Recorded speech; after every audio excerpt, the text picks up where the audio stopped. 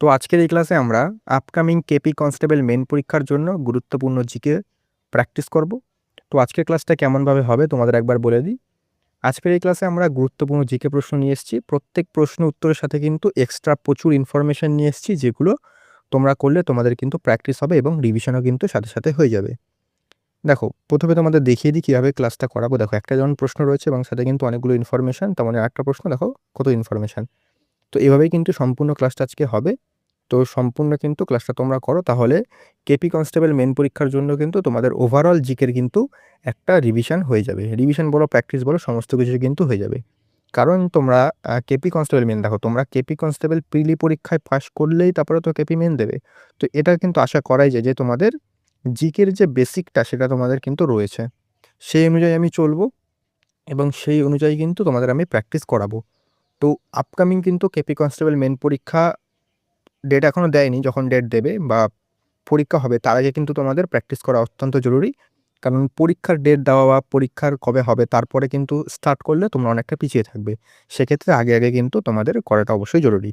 আর আমরা কিন্তু একবার শুরু করেছিলাম যে কেপি কনস্টেবল মেন পরীক্ষার, তবে কিছু কিছু পরীক্ষার জন্য সেটা আর কন্টিনিউ করা হয়নি। তো এবার কিন্তু আজকে আমাদের ক্লাস 1, মানে আজকে কিন্তু নতুনভাবে আবার শুরু করছি এবং এটা কিন্তু পরীক্ষার আগে পর্যন্ত একদম কন্টিনিউ থাকবে এবং তোমাদের পুরো জিকে কিন্তু এখানে কমপ্লিট হয়ে যাবে।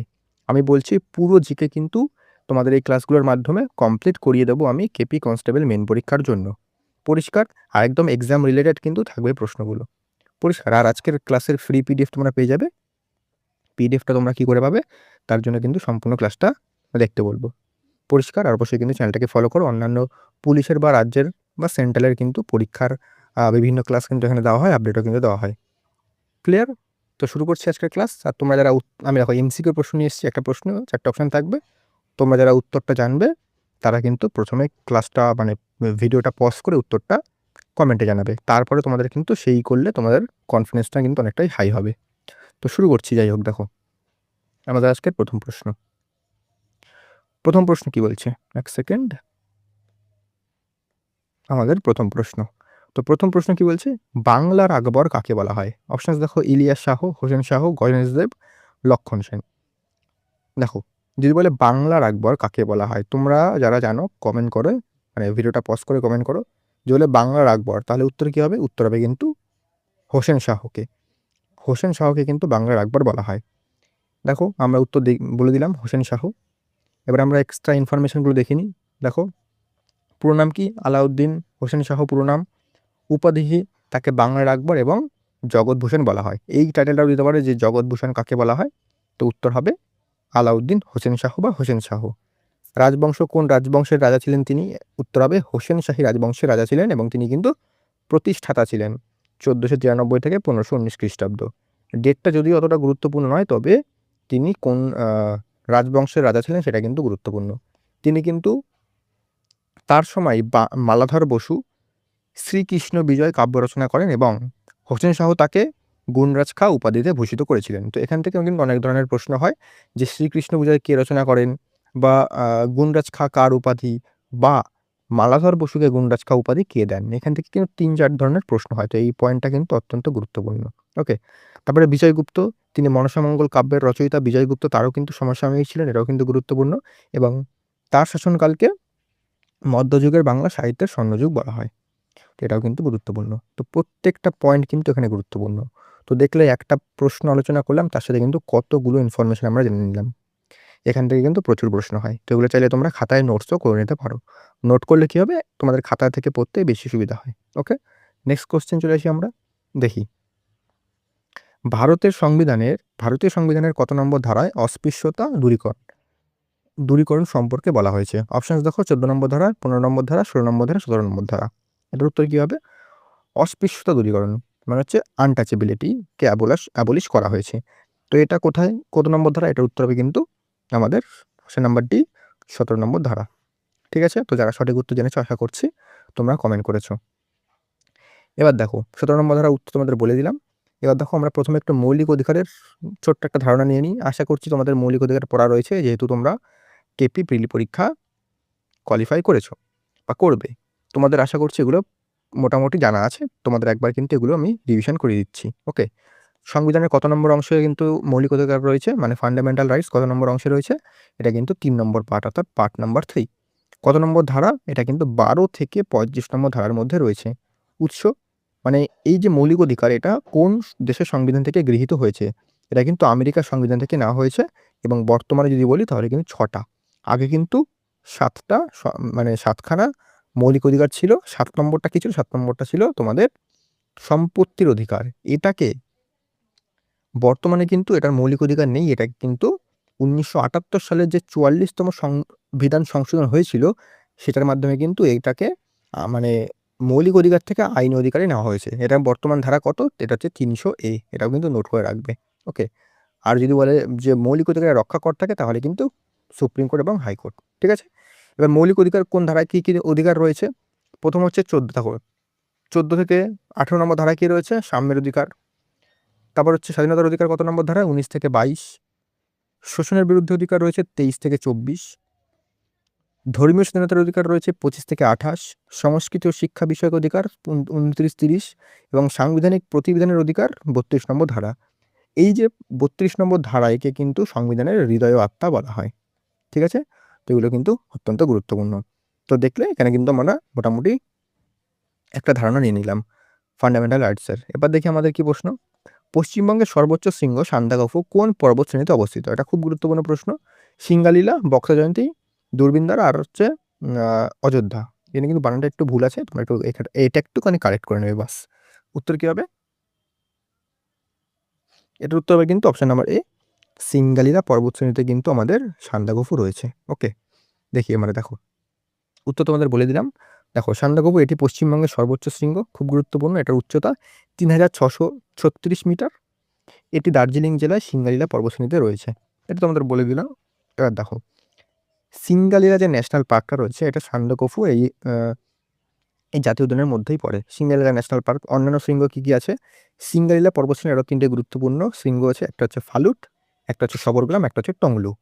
টাইগার হিল এটি দার্জিলিংয়ের আরেকটি বিখ্যাত পাহাড়, উচ্চতা 2590 মিটার, যা মূলত সূর্যোদয় দেখার জন্য বিখ্যাত। বক্সা জয়ন্তী এটি আলিপুরদুয়ারের জেলায় অবস্থিত এবং সান্দাকফুর পশ্চিম দিকে থাকে। মানে এই যে বক্সা জয়ন্তী এটা কোথায় আছে জাস্ট এটা তোমাদের মাথায় রাখতে হবে। ওকে, তারপরে দেখি পরবর্তী প্রশ্ন কী বলছে। দেখো পরবর্তী প্রশ্ন বলছে 4 নম্বর, পঞ্চায়েতি রাজ ব্যবস্থা প্রথম ভারতের কোন রাজ্যে চালু হয়? পশ্চিমবঙ্গ, উত্তরপ্রদেশ, রাজস্থান, গুজরাট। বলো। দেখো যদি বলে পঞ্চায়েতি রাজ ব্যবস্থা প্রথমে কোথায় চালু হয় তাহলে কিন্তু উত্তর হবে রাজস্থান। রাজস্থানের নাগর জেলাতে। ঠিক আছে? দেখো এখানে আমি ইনফরমেশান দিয়ে দিয়েছি অলরেডি। দেখো 1959 সালে নাগর জেলাতে হয় রাজস্থানের।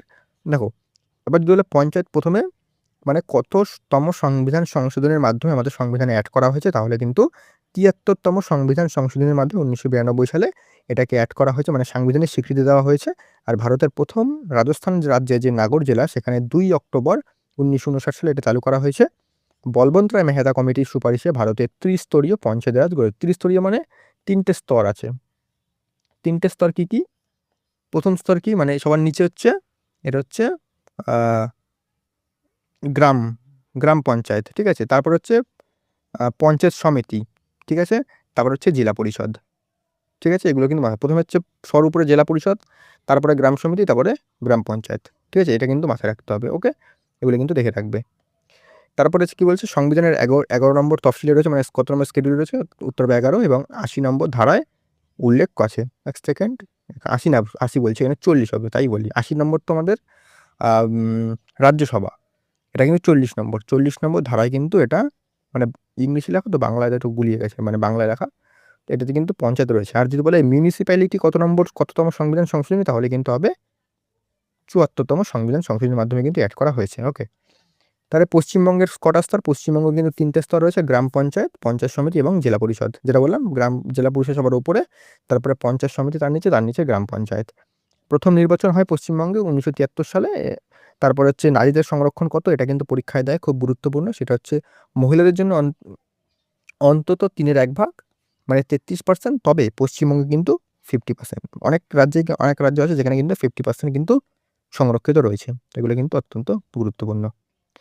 নেক্সট প্রশ্ন কি বলছে, ভারতে সবুজ বিপ্লব কোন দশকের মাঝামাঝি শুরু হয়েছিল? উত্তর কী হবে এটা? আমি আর অপশানগুলো বলছি না, তোমরা দেখে উত্তর বলো, আমি উত্তর বলে দিচ্ছি। যদি বলে যে তোমাদের সবুজ বিপ্লব কোন দশকে হয়েছিল, তাহলে কিন্তু উত্তর হবে 1960-এর দশকে হয়েছিল।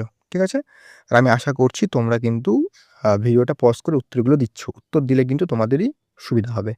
দেখো, সবুজ বিপ্লব ভারতে 1960-এর দশকের মাঝামাঝি হয়েছিল। ভারতের সবুজ বিপ্লবের জনক কাকে বলা হয়? এম.এস. স্বামীনাথনকে।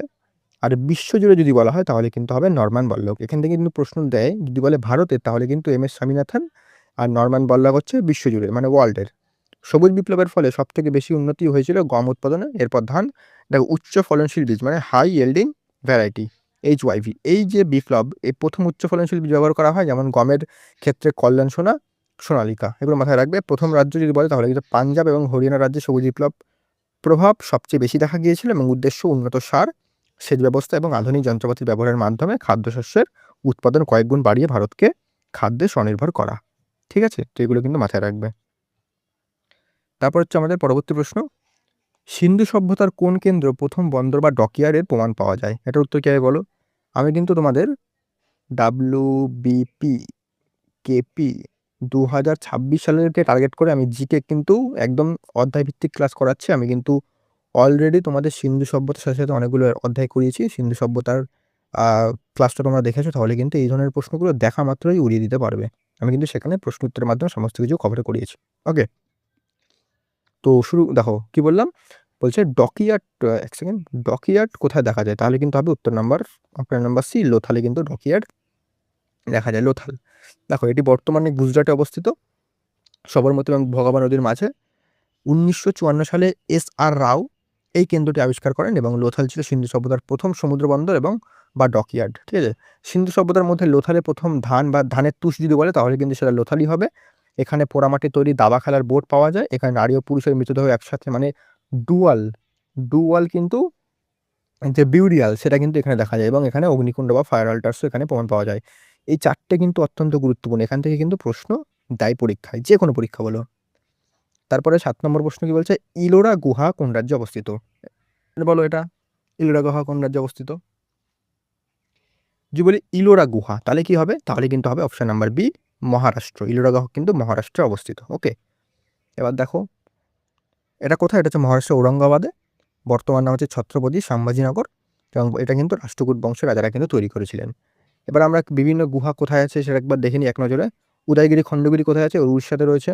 বরাহ রয়েছে তামিলনাড়ু মহাবলীপুরমে। তারে বড়রা রয়েছে তোমাদের অন্ধ্রপ্রদেশে। ভীমবেটকা মধ্যপ্রদেশে। অমরনাথ গুহা জম্মু কাশ্মীরে। লোমশিশি গুহা বিহারে রয়েছে, এটা হচ্ছে বিহারের বরাবর পাহাড়ে, খুব গুরুত্বপূর্ণ এটা। অজন্তা গুহা মহারাষ্ট্রে। ইলোরা গুহা মহারাষ্ট্রে। এলিফ্যান্ট হচ্ছে মহারাষ্ট্রে। তারে কানহি রয়েছে মহারাষ্ট্রে। কার্ল এবং ভাজে রয়েছে মহারাষ্ট্রে। বাদামি গুহা কর্ণাটকে। তো এগুলো কিন্তু একটু মাথায় রাখবে যে কোন গুহাগুলো কোথায় রয়েছে। ওকে, তারপরে দেখি দক্ষিণ ভারতের দীর্ঘতম নদীর নাম কি? দেখো বলো এখানে কি কি হবে? কৃষ্ণা, গোদাবরী, কাবেরী, নর্মদা, কি হবে দক্ষিণ ভারতের দীর্ঘতম নদী? যদি বলে দক্ষিণ ভারতের, ভারতের তো গঙ্গা আমরা জানি, দক্ষিণ ভারতের যদি বলে তাহলে কিন্তু হবে গোদাবরী। ঠিক আছে? দেখো, গোদাবরী একে কিন্তু দক্ষিণের গঙ্গা বা বৃদ্ধগঙ্গা বলা হয়, মানে বৃদ্ধগঙ্গা। দেখো, দক্ষিণ ভারতের দীর্ঘতম নদী, একে দক্ষিণ গঙ্গা বা বৃদ্ধগঙ্গা বলা হয়। খুব গুরুত্বপূর্ণ, মহারাষ্ট্রের নাসিক জেলার ত্রিম্বকেশ্বর হবে এটা। ত্রিম্বকেশ্বর পাহাড় থেকে কিন্তু উৎপন্ন, খুব গুরুত্বপূর্ণ। এটি পূর্ব দিকে প্রবাহিত বঙ্গোপসাগরে পড়েছে। দেখো ভারত এখানে, ভারতে এখানে এখানে আরব সাগর, এখানে বঙ্গোপসাগর। তো এখান থেকে গিয়ে কিন্তু সেটা বঙ্গোপসাগরে পতিত হয়েছে। ওকে, তারপর হচ্ছে প্রায় এটা তোমাদের দৈর্ঘ্যটা না জানলেও হবে। উপনদী কী কী আছে? মঞ্জিরা, প্রাণহিতা, ইন্দ্রাবতী, ওয়েনগঙ্গা।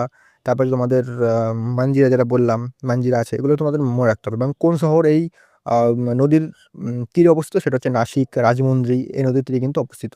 এবার আমাদের কৃষ্ণা নদী দেখে নিই। কৃষ্ণা নদী উৎপত্তি কোথা থেকে হয়েছে? কৃষ্ণা নদীর উৎপত্তি হয়েছে মহাবালেশ্বর, মহারাষ্ট্র থেকে। ঠিক আছে? উপনদী কী কী আছে? তুঙ্গভদ্রা, কয়না, ভীমা, মুশি, ঘাটপ্রভা, মালপ্রভা, দুধগঙ্গা, প্রত্যেকটা গুরুত্বপূর্ণ। কাবেরী নদী কোথা থেকে উৎপত্তি লাভ করেছে? কর্ণাটকের। এটা কি তোমাদের কিন্তু এটা মনে রাখতে হবে যে ব্রহ্মগিরি পাহাড়, এটা কিন্তু মেন, এই পরীক্ষায় এটাই দেবে, ঠিক আছে? ব্রহ্মগিরি পাহাড়। প্রধান উপনদী কী কী আছে? হেমাবতী, শিমশা, ভবানী, অমরাবতী, কাবিনী, এগুলো কিন্তু কাবেরীর উপনদী। তো এগুলো কিন্তু মাথায় রাখবে। নেক্সট প্রশ্ন দেখে নিই আমরা, 9 নম্বর, নীতি আয়োগের চেয়ারম্যান বা সভাপতি কে হন? এটা তো খুবই একটা সোজা উত্তর। দেখো এখানে একটা ব্যাপার আছে, দেখো এটা উত্তর হবে কি? এটার উত্তর হবে প্রধানমন্ত্রী। মানে দেখো, যেই বর্তমান ভারতের প্রধানমন্ত্রী হবে মানে পিএম হবে সেই কিন্তু নীতি আয়োগের চেয়ারম্যান হবে। যেমন আমাদের উপরাষ্ট্রপতি, যে উপরাষ্ট্রপতি সেই আমাদের রাজ্যসভার সভাপতি, তেমনই যেই প্রধানমন্ত্রী সেই কিন্তু নীতি আয়োগের চেয়ারম্যান। ঠিক আছে, দেখো নীতি আয়োগ পুরো নাম হচ্ছে national institution for transforming India. গঠন কবে হয়? 1 জানুয়ারি 2015 সালে। মানে পরিকল্পনা কমিশন যেটা ছিল আমাদের সেটাকে চেঞ্জ করে কিন্তু নীতি আয়োগ প্রতিষ্ঠিত হয়। চেয়ারম্যান ভারতের প্রধানমন্ত্রী হবে এবং সদর দপ্তর কোথায় হচ্ছে? নিউ দিল্লিতে। ওকে, 10 নম্বর, পশ্চিমবঙ্গের কোন জেলার উপর দিয়ে কর্কটক্রান্তি রেখা গিয়েছে? কর্কটক্রান্তি রেখা কোথার দিকে গিয়েছে বলো? পশ্চিমবঙ্গের কোথা দিকে গেছে? হবে এটা কিন্তু এটা হবে না, এটা হবে না, এটা হবে না, এটা উত্তর হবে কিন্তু নদিয়া। ওকে, দেখো নদিয়া, এছাড়াও পুরুলিয়া, বাঁকুড়া, পূর্ব এবং পশ্চিম বর্ধমানের উপর থেকে গেছে। মান কত? মান হচ্ছে 23 ডিগ্রি 23/1/2 উত্তর অক্ষাংশ। ওকে, পশ্চিমবঙ্গের মোট 5টি জেলার উপর দিয়ে গেছে। কি? নদিয়া, পুরুলিয়া, বাঁকুড়া, পূর্ব বর্ধমান, পশ্চিম বর্ধমান। নদী জেলা, এখানে এই নদিয়া জেলার কৃষ্ণনগর এবং ধুবুলিয়ার উপর দিয়ে গেছে। পুরুলিয়া থেকে গেছে হচ্ছে আদ্রা এবং জয়পুর থেকে। তারপরে হচ্ছে বাঁকুড়া জেলার বড়জোড়া, গঙ্গাজল ঘাটি, পূর্ব বর্ধমানের হচ্ছে পূর্বস্থলী এবং আউশগ্রাম থেকে গেছে। তো এগুলো কিন্তু অবশ্যই মনে রাখবে, ডেপথে প্রশ্ন জিজ্ঞেস করলে কিন্তু এগুলো জিজ্ঞেস করে। ওকে, নেক্সট, অর্থ কমিশন বা ফাইন্যান্স কমিশন সংবিধানের কত নম্বর ধারায় রয়েছে? বলো, অর্থ কমিশন বা ফাইন্যান্স কমিশন কত নম্বর ধারায় রয়েছে? দেখো, অর্থ কমিশন যদি বলে তাহলে কিন্তু এটা হবে 280 নম্বর ধারায়। ঠিক আছে, 324 নম্বর ধারায় কি রয়েছে? আমাদের ইলেকশন কমিশন। 360 রয়েছে আমাদের আর্থিক জরুরি অবস্থা এবং 110 রয়েছে আমাদের ফাইন্যান্সিয়াল ফাইন্যান্সিয়াল বই বলছি, মানি বিল। ঠিক আছে, তারপরে দেখি আমরা, দেখো 280 নম্বর ধারা, সংবিধানের ধারা রয়েছে 280 নম্বর ধারাতে রয়েছে গঠন প্রতি 5 বছর অন্তর কিন্তু রাষ্ট্রপতি গঠন করে। আর এখানে মেম্বার কত? 1+4, মানে একজন হচ্ছে চেয়ারম্যান এবং 4 জন হচ্ছে সদস্য। প্রধান কাজ কি? কেন্দ্র রাজ্যের মধ্যে সংগৃহীত করের টাকা কিভাবে বন্টিত হবে সেই বিষয়ে সুপারিশ করা। প্রথম অর্থ কমিশন যদি বলে তাহলে 1951 সালে প্রথম, যেখানে চেয়ারম্যান কে ছিলেন? কেসি নিয়োগী। চেয়ারম্যান 16তম অরবিন্দ পানাগারিয়া এবং 15তম ছিলেন এন.কে. সিং। ওকে, এগুলো কিন্তু গুরুত্বপূর্ণ। আর প্রত্যেক 5 বছর অন্তর এবং নিয়োগ করেন কে? রাষ্ট্রপতি। ওকে, নেক্সট, ওস্তাদ আমজাদ আলী খান কোন বাদ্যযন্ত্রের সাথে যুক্ত? বলো,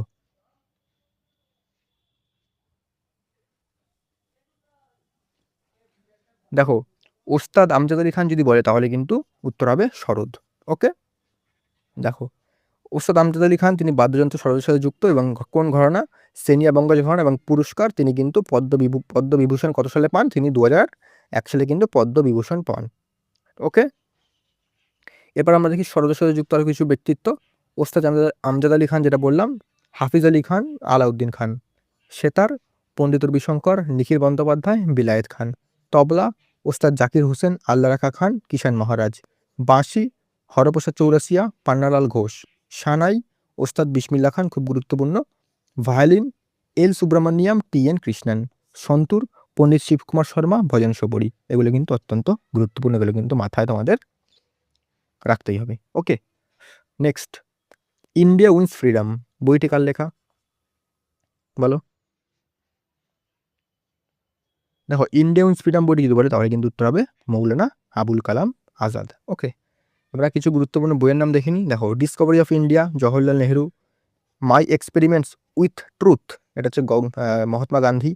আনহ্যাপি ইন্ডিয়া, লালা রাজপথ রায়। গীতা রহস্য, বাল গঙ্গাধর তিলক। নীলদর্পণ, দীনবন্ধু মিত্র। পথের দাবি, শরৎচন্দ্র চট্টোপাধ্যায়। আনন্দমঠ, বঙ্কিমচন্দ্র চট্টোপাধ্যায়। India divided, Rajendra Prasad. গোলামগিরি, জ্যোতিবা ফুলে। এটা গোলামগিরি। ঠিক আছে, তারপরে এখানে এটা কিন্তু তুমি পোভার্টি, এখানে poverty and earn British rule in India, এটা হচ্ছে দাদাভাই নৌরোজি। ওকে, এগুলো কিন্তু মাথায় রাখবে। ঠিক আছে, তারপরে দেখি আমরা ভারতের বৃহত্তম মিষ্টি জলের হ্রদ, এটা কোনটা? ভারতের বলছে বৃহত্তম মিষ্টি জলের হ্রদ, এটা কোনটা বলো? যদি বলে ভারতের বৃহত্তম মিষ্টি জলের হ্রদ তাহলে কিন্তু হবে উলার হ্রদ। আর চিল্কা কি? এটা হচ্ছে লবণাক্ত জলের হ্রদ বৃহত্তম। ওকে, দেখো উলার হ্রদ কোথায়? এটা হচ্ছে জম্মু কাশ্মীরে। এবার আমরা কিছু হ্রদ দেখে নিই। চিল্কা হ্রদ কোথায়? উড়িষ্যাতে। এটা ভারতের বৃহত্তম নোনা জলের হ্রদ, মানে লেগুন। সম্বর, এটা হচ্ছে রাজস্থানে। এটা হচ্ছে ভারতের বৃহত্তম অভ্যন্তরীণ নোনা জলের হ্রদ। ঠিক আছে, ইনল্যান্ড, এটা হবে। ঠিক আছে, লোকটাক হচ্ছে মণিপুর। আর এখানে কিন্তু যে আমাদের একমাত্র মানে পুরো পৃথিবীর একমাত্র যে ভাসমান জাতীয় উদ্যান কেইবুল লামজু কিন্তু এখানে অবস্থিত।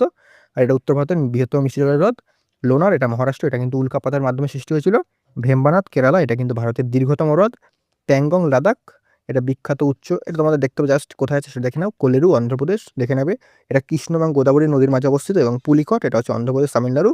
এটা কিন্তু শ্রীহরিকোটা সতীশ ধাওয়ান স্পেস সেন্টারে অবস্থিত, এর পাশেই। ওকে, তো এগুলো কিন্তু গুরুত্বপূর্ণ। আমি রজের ম্যাপ দিয়ে দিয়েছি, এগুলো কিন্তু অবশ্যই দেখবে, খুব গুরুত্বপূর্ণ। এরপরে আমাদের 15 নম্বর, কোন সুলতান রেশন ব্যবস্থা প্রবর্তন করেন? দেখো এখানে একটা তোমাদের বলি, যখন কোনো রকম বাজার নীতি বা কিছু যখন দেখবে তখন কিন্তু উত্তর হবে আলাউদ্দিন খলজি। বাজার নীতি জিনিস দেখলে উত্তর হবে আলাউদ্দিন খলজি। ওকে, আলাউদ্দিন খলজি দেখে নিই একবার আমরা। কত সাল পর্যন্ত, কত সাল তিনি ছিলেন? 1296 থেকে 1316। আলাউদ্দিন খলজি ছিলেন হচ্ছে খলজি বংশের শ্রেষ্ঠ সুলতান। তিনি, তার আসল নাম কি ছিল? আলী গুরসাপ সাবে। ঠিক আছে, আলী গুরসাপ সাবে। ওকে, সামরিক সংস্কার তিনি কি করেছিলেন? স্থায়ী সেনাবাহিনী, তিনি দিল্লির প্রথম সুলতান যিনি কেন্দ্রের অধীনে সুশৃঙ্খল স্থায়ী সেনাবাহিনী গড়ে তুলেছিলেন। দাগ হুলিয়া কি? দাগ মানে কি? ঘোড়ার গায়ে একটা চিহ্ন থাকতো এবং সেটা হচ্ছে দাগ, এবং সৈনিকদের দৈহিক বিবরণ লিপিবদ্ধ করার একটা হুলিয়া প্রথা চালু করেছে। হুলিয়া বলতে যেমন ধরো কলেজে যারা পড়ো, যেটা হচ্ছে আইডেন্টি কার্ড, যেমন আইডি কার্ড, তেমনই একটা হুলিয়া টাইপের একটা করেছিল, যাতে প্রত্যেক সৈনিকদের একটা বিবরণ পাওয়া যায়। বেতন, তিনি কিন্তু সৈন্যদের জমির পরিবর্তে নগদ টাকা বা ক্যাশে বেতন দেওয়া শুরু করেন। বাজার নিয়ন্ত্রণ নীতি কিন্তু তিনি করেছিলেন। রেশন ব্যবস্থা, মূল্য নিয়ন্ত্রণ করেছিলেন। তার বিভাগ, তিনি কিন্তু বাজার দেখাশোনার জন্য একটা অফিসার দেখেছিলেন, তার নাম কি হচ্ছে শাহেনাই মান্ডি। এবং দেওয়ানি রিয়াসত হচ্ছে 2টি পদ তৈরি করেন। এগুলো কিন্তু অত্যন্ত গুরুত্বপূর্ণ। ওকে, তারপর হচ্ছে স্থাপত্য তিনি কিছু করেছিলেন। কি কি? একটা হচ্ছে আলাই দরওয়াজা। আলাই দরওয়াজা কি? দিল্লির কুতুব মিনার চত্বর, মানে কুতুব মিনার যেটা আছে, কুতুব মিনার ঢোকার যে একটা রাস্তা, সেটা হচ্ছে আলাই দরওয়াজা তিনি কিন্তু নির্মাণ করেছিলেন। এছাড়া তিনি সিরি নামক একটি শহর এবং হৌজ খাস নির্মাণ করেন। আর উপাধি, তিনি কিন্তু দ্বিতীয় আলেকজান্ডার বা সিকান্দারি শাইনি উপাধি তিনি কিন্তু নিয়েছিলেন। ওকে, তারপর হচ্ছে নেক্সট কোয়েশ্চেন আমাদের 16 নম্বর, কি বলছে? রিজার্ভ ব্যাঙ্ক অফ ইন্ডিয়া মানে আরবিআই কত সালে জাতীয়করণ মানে ন্যাশনালাইজড করা হয়? বলো উত্তর কি হবে?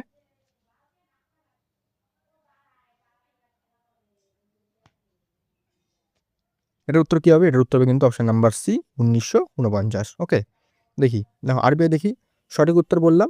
এবার তোমার জাতীয়করণ কবে হয়? এটা 1 জানুয়ারি 1949 সালে। এক নজরে আমরা কিছু গুরুত্বপূর্ণ জিনিস দেখে নিই, মানে রিজার্ভ ব্যাংকের সম্বন্ধে। দেখো এর প্রতিষ্ঠা কবে হয়? 1935 সালের 1 এপ্রিল। সুপারিশ কোন কমিটির সুপারিশে হয়েছিল? এটা হচ্ছে হিল্টন ইয়ং কমিশনের সুপারিশে হয়েছিল। সদর দপ্তর কোথায়? বর্তমানে মুম্বাই, আগে কিন্তু কলকাতাতে ছিল, যেটা 1937 সালে স্থানান্তরিত হয়েছিল কলকাতা থেকে দিল্লিতে। প্রথম গভর্নর যদি বলেন তাহলে হবে স্যার অবজন স্মিথ, আর যদি প্রথম ভারতীয় গভর্নর বলেন তাহলে কিন্তু হবে সিডি দেশমুখ। খুব গুরুত্বপূর্ণ। ওকে, নেক্সট, লোকসভার সদস্য হওয়ার জন্য ন্যূনতম বয়স কত প্রয়োজন? এটার কি হবে বলো উত্তর? মানে লোকসভার জন্য ন্যূনতম বয়স যে লাগে সেটা কত বছর? এটা উত্তর কি হবে? এটা উত্তর হবে অপশন নাম্বার সি, 25 বছর। ওকে, দেখো ন্যূনতম বয়স হচ্ছে 25 বছর। এবং অন্যান্য যে সমস্ত পদ আছে, যেমন 18 বছর হচ্ছে ভোট দেওয়ার ন্যূনতম বয়স। আগে কিন্তু এটাই আগে ছিল 21 বছর। এটা 1989 সালের 61তম সংবিধান সংশোধনীর মাধ্যমে কিন্তু সেটা 19 থেকে, মানে 21 থেকে 18 করা হয়েছে। এটা কিন্তু মাথায় রাখবে। ওকে, তারপর 21 বছর পঞ্চায়েত বা পুরসভা নির্বাচনে দাঁড়ানোর বয়স। 30 বছর হচ্ছে রাজ্যসভা, এবং 35 বছর হচ্ছে রাষ্ট্রপতি, উপরাষ্ট্রপতি এবং রাজ্যপাল হওয়ার বয়স। ওকে, এগুলো কিন্তু মাথায় রাখবে। প্রধানমন্ত্রী কত? প্রধানমন্ত্রীও কিন্তু 25 বছর। ওকে, এগুলো কিন্তু মাথায় রাখবে। তারপর হচ্ছে ওডোমিটার যন্ত্রের সাহায্যে কি মাপা হয়? বলো ওডোমিটার যন্ত্রের সাহায্যে কি মাপা হয়? এটা যদি বলে যে ওডোমিটার যন্ত্রের সাহায্যে কি মাপা হয়, তাহলে কিন্তু হবে অতিক্রান্ত দূরত্ব, মানে কতটা দূরত্ব অতিক্রান্ত করেছে সেটা কিন্তু মাপা হয়। দেখো ওডোমিটার যন্ত্র বলে দিলাম। স্পিডোমিটার দিয়ে কি মাপা হয়? এটি গাড়ির আপেক্ষিক গতিবেগ মাপা হয়, এবং আপেক্ষিক বলছি, তাৎক্ষণিক। ট্যাকোমিটার দিয়ে কি মাপা হয়? ইঞ্জিনের ঘূর্ণন গতি মাপার জন্য কিন্তু ব্যবহার করা হয়। এগুলো কিন্তু একটু মাথায় রেখো। তারপর হচ্ছে সুন্দরবনকে কত সালে ওয়ার্ল্ড হেরিটেজ সাইট হিসাবে ঘোষণা হয়? বলো উত্তর কি হবে? এটার উত্তর যদি বলি যে সুন্দরবনকে কত সালে করা হয়, তাহলে কিন্তু হবে উত্তর 1987 সালে। দেখো ইউনেস্কো 1987 সালে সুন্দরবনকে ওয়ার্ল্ড হেরিটেজ সাইট হিসেবে ঘোষণা করেন, কারণ হচ্ছে এর বিশাল ম্যানগ্রোভ অরণ্য এবং জীববৈচিত্র্যের জন্য। অন্যান্য 1984 সালে সুন্দরবন ন্যাশনাল পার্কের তকমা পায়, 1989 সালে সুন্দরবন বায়োস্ফিয়ার রিজার্ভের তকমা পায়, এবং 2019 সালে রামসার সাইটের তকমা পায়। না সুন্দরবন কিন্তু ওয়ার্ল্ড হেরিটেজ সাইট, জাতীয় উদ্যান, বায়োস্ফিয়ার রিজার্ভ, রামসার সাইট, চারটেই কিন্তু। শুধু তোমাদের কোন জিনিসটা কবে তকমা পায় সেটা কিন্তু মাথায় রাখতে হবে, এখান থেকে কিন্তু প্রশ্ন দেয়। আজকে আমাদের শেষ প্রশ্ন, যেটা হচ্ছে 20 নম্বর, বিহু কোন রাজ্যের বিখ্যাত উৎসব? এটা খুব একটা সোজা প্রশ্ন। এর উত্তর কি হবে? এটার উত্তর হবে আসাম, আমাদের বিহু আসাম। দেখো, বিহু হচ্ছে আসামের প্রধান লোক উৎসব। 3টে বিহু হয়, একটা হচ্ছে রাঙ্গলি বিহু, বানানটা একটুখানি মিস্টেক আছে, তোমরা বানানটা একটুখানি কারেক্ট করে নেবে, ওকে? রাঙ্গলি বিহু যেটা বসন্তে, কাঙালি বিহু, আর হচ্ছে ভোগালী বিহু, এটা কিন্তু মাথায় রাখবে। অন্যান্য যে সমস্ত রাজ্যের উৎসব আছে, ওনাম হচ্ছে কেরালার, পোঙ্গাল তামিলনাড়ু, লাইহারোবা মণিপুর, ছট পূজা বিহার, ঠিক আছে? বাকি কিন্তু উৎসব আমরা আস্তে আস্তে যখন আরও প্রশ্ন আলোচনা করবো তখন কিন্তু কভার করেই দেবো, কারণ একবারে সমস্ত কিছু করলে সমস্যা হবে, ওকে? তো এই ছিল তোমাদের সম্পূর্ণ আলোচনা আজকের। দেখো কত সুন্দরভাবে কিন্তু প্রশ্ন উত্তরের মাধ্যমে আমরা কত তথ্যের মাধ্যমে জেনে নিলাম সমস্ত কিছু। তো আজকে আমাদের এটা ক্লাস 1। আর আজকে আমাদের ক্লাস 1-এর পিডিএফ তোমরা কোথায় পাবে? পিডিএফটা পাওয়ার জন্য কিন্তু তোমরা আমাদের টেলিগ্রাম জয়েন করো। প্রথমে কী করবে? প্রথমে চ্যানেলটাকে সাবস্ক্রাইব করো, তারপরে কিন্তু আমাদের ডেসক্রিপশনে যাও, এখানে একটা লিঙ্ক পেয়ে যাবে। লিঙ্কে ক্লিক করলে তোমরা আমাদের টেলিগ্রামে জয়েন হয়ে যাও, সেই টেলিগ্রামে কিন্তু সমস্ত পিডিএফ পেয়ে যাবে, ওকে? আর তোমরা কি এরকম ভিডিও চাও, মানে এই কেপি মেন্সের জন্য, তাহলে কিন্তু অবশ্যই সেটা কমেন্ট করে জানাও। আর ক্লাসটা কেমন লাগলো সেটাও কিন্তু জানাবে, এবং একটা কিন্তু অবশ্যই ক্লাসটা ভালো লাগলে একটা লাইক করতে কিন্তু অবশ্যই ভুলবে না, ওকে? তো এই ধরনের ক্লাস কিন্তু তোমরা অবশ্যই পাবে। আর তোমরা যারা 2026 সালকে টার্গেট করছো, তোমাদের জন্য আমি কিন্তু ক্লাস নিয়ে আসছি, তো সেই ক্লাসগুলো অবশ্যই করো, তার লিঙ্ক ডেসক্রিপশনে রয়েছে, বা আমাদের প্লেলিস্টে গেলে কিন্তু পেয়ে যাবে, পরিষ্কার? আর তোমরা জিকের জন্য কিন্তু অন্য চ্যানেলে যাওয়ার একদম দরকার নেই। তোমরা এই চ্যানেলটা যদি ফলো করো, এই চ্যানেল, তাহলে কিন্তু জিকের A to Z সমস্ত কিছু কিন্তু কভার করতে পারবে, পরিষ্কার? কারণ এখানে কথা কম হয়, ক্লাস বেশি হয়, প্রশ্ন বেশি হয়, ঠিক আছে? তো দেখা হচ্ছে নেক্সট ক্লাসে। ধন্যবাদ।